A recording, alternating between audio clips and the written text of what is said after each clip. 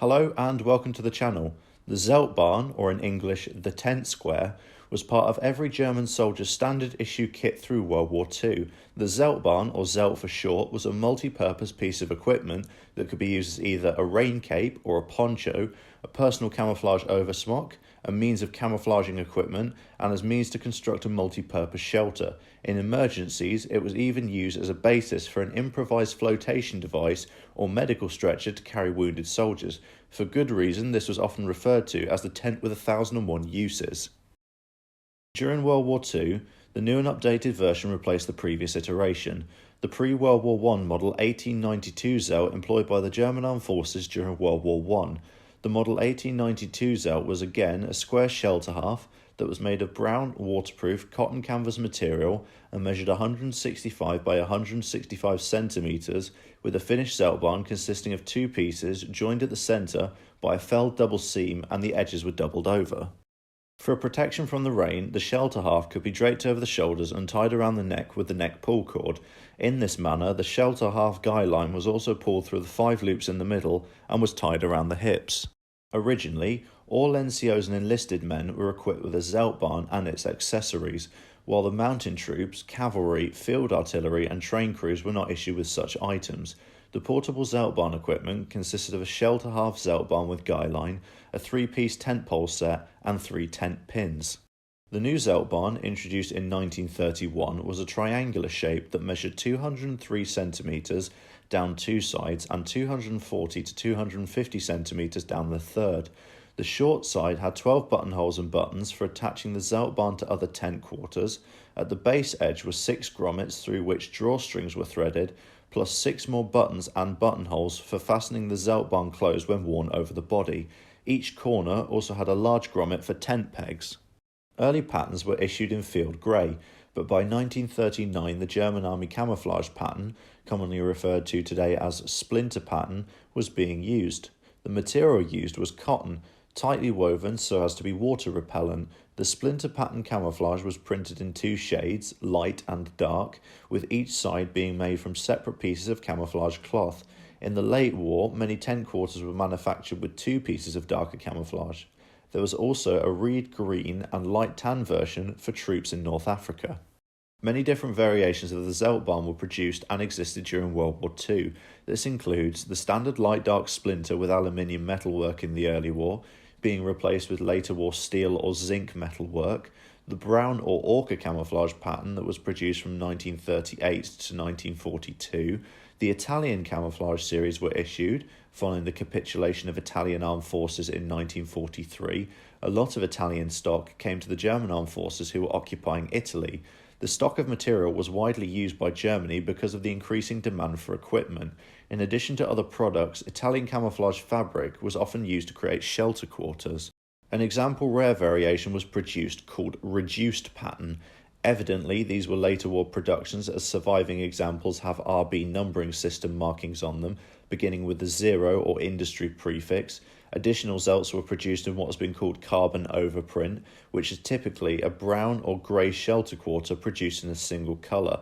These were generally believed to have been issued to paramilitary organisations, the RAD and Hitler Youth. Throughout the course of the war, it was standard issue that every soldier was provided with a set of tent equipment that consisted of the following: 1 Zelt, 1 tent rope 92 that was a 2 metre long rope made of hemp, 1 tent pole 01, a wooden tent pole reinforced with blued steel on both ends. These poles could be fitted together, as 3 were needed for standard tent construction, and 2 tent stake model 29s, typically made of aluminium, as seen in the early war variants, or lightweight steel. However, very late production pressed wood variants existed. These accessories were sometimes carried in an accessory pouch, or additionally, tent ropes could be rolled around the poles and stakes to keep them taut, and further rolled up inside the Zeltbahn itself to keep them from sliding out, or instead fastened to the outside of the Zelt roll using equipment straps provided when fixing items to the belt or Y-straps. With every man being issued a single Zelt, which was 1/4 of a tent, it requires 4 men to build a typical pyramid tent by fastening buttons on those sections together and using 3 or 4 of the tent poles to create a centre support, and the ropes and pegs to pin down the relevant sides. Additionally, a steel helmet can be placed on top to afford additional protection against water leaking in. the tent slept too, the idea being that two soldiers would be sleeping and occupying the tent while another two soldiers were out on duty and would switch when the relevant change time came. These were traditionally set up in rows, and multiple Zeltbahns could be attached together to form larger tents to house more soldiers. The only limit to maximising the size of a Zelt would be the spatial restrictions and the number of tents or sections available. Officially, there were standard designations for creating 4, 8 and 16-man tents from tent quarters. These tents were not constructed on the front lines, though the Zeltbahns were used as camouflage for such purposes as covering doorways of bunkers or even simply as ground sheets. It was more common in frontline use that the relevant buildings could be utilised for soldiers to live and sleep. These buildings afforded the most protection from shrapnel, weather, warmth or cold, and offered a defensive position should the building come under siege. These were usually farmhouses, barns and large stately homes, castles or chateaux, or other easily identifiable buildings depending on the location. In the campaigns on the Western Front, the old stone buildings and basements of traditional German and French architecture acted like concrete bunkers for the defending soldiers. There were 3 official prescribed methods for wearing the Zeltbahn as a poncho for mounted, bicycle-mounted and dismounted troops. The Zeltbahn was constructed with a slit in the middle for the wearer's head. Early models had a matching detachable hood, however this was not widely issued and was quickly scrapped. The Zeltbahn was known as a rain cape when used in this manner and can be seen in many historical photos. In addition to providing protection from rain, the Zelt poncho also offered additional camouflage purposes to its wearer. It was also possible to fashion a flotation device from the Zeltbahn. The prescribed method was to join 2 tent quarters together, to fill them with straw, and tightly bundle them. Other uses according to the field manual include as a body sling to carry a wounded comrade on one's back. Shortages of tent quarters in 1944 led to a severe restriction on this popular issued item, and limited use were made of captured shelter quarters or shelter halves, rain capes, and especially those from Russian origin. An amount of exhumed German remains of German soldiers that have been found before being properly buried in war cemeteries can sometimes be found wrapped in or in the remains of Zeltbahn tent quarters in rudimentary field graves of fallen soldiers. Additionally, if the fabric has deteriorated over the years, large amounts of the metal rings and metal dish buttons can still be found among the remains, indicating that soldiers were wrapped and buried in these items.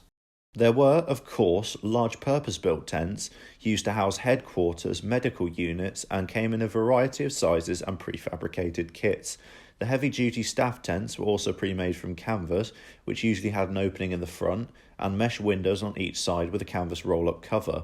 These had doors on both the front and the rear, which were lace up, and these are popular with reenactors, as these offer more spacious and more comfortable places to stay during events and public shows. Briefly, just to mention as a footnote, SS soldiers received their own Zeltbahns in relative camouflage patterns and was quite typical to see them in the standard pyramid-shaped configuration, but less likely to see these as camouflage due to the large-scale issuing of SS-specific camouflage smocks. Though Wehrmacht and Luftwaffe units were issued with splinter and plain-coloured smocks, the use of the Zeltbahn as a smock or as a poncho is much more prevalent in additional photos and media. For reenactment purposes, I've included some additional images of how you might choose to set up your Zeltbahn for living in during reenactment or living history displays. Obviously, this is just my personal opinion from experience of owning and sleeping in a 4-piece Zelt. Most reenactors will tend to sleep on one side furthest from where they choose to have an opening and designate the other side for storage of equipment and supplies. Some, during the day, will pin open one side and hide all the non-period items to offer a better insight into how these tents were used and slept in during wartime to the public. These make great additions for any public display, and I've seen some reenactment friends get very creative with setting up and modifying Zelts. Some people add wooden boards around the edge to create a box to further raise the tent up and allow for extra height and for weather protection, and I even know one person with a 6-piece larger Zelt tent that has installed a small wood burner to keep warm at night. Some people would choose the period accurate addition of adding straw to the base of the tent to make it more comfortable and to keep the heat in, and some people just prefer to sleep in modern sleeping bags or on raised camp beds or mats. It's all up to personal preference, and the creativity is almost endless. As I seem to say at the end of these videos, thank you again for watching and supporting the channel. All the positive comments, views and support is really motivating. Thank you to everyone who takes time out of their day to watch these videos, and I hope you found this one helpful and informative. Once again, please drop a like as these research videos do take a while to make and put together, and if you have any suggestions for future videos or for content you'd like to see on the channel, please drop me a line below, as I always read the comments and I generally do try to respond to everyone who takes time to interact with me on these videos and posts. Thank you.